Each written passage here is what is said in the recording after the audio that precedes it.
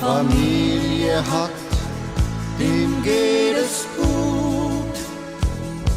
Sie schenkt immer wieder neuen Mut.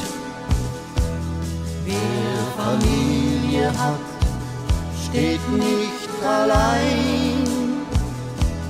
Eine Türe für und Hoffnung sein.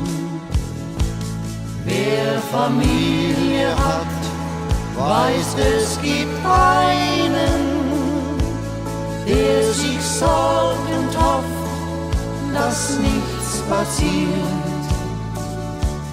Wenn Gedanken uns nicht mehr vereinen, könnte es sein, dass man den Weg verliert. Wenn Gedanken uns nicht mehr vereinen, dann könnte es sein, dass man den Weg verliert.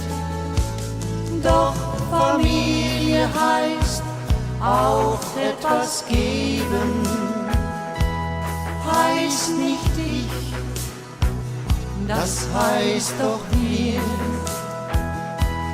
Heißt bereit zu sein, sich zu vergeben. Wenn das Herz verspricht, verzeihe mir. Wer Familie hat, dem geht es gut. Sie schenkt immer wieder neuen Mut. Wer Familie hat, steht nicht allein. Eine Türe für und Hoffnung sein.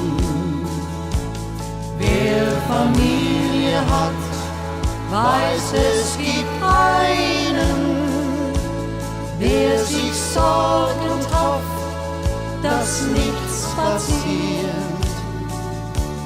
Wenn Gedanken uns nicht mehr vereinen, könnte es sein, dass man den Weg verliert.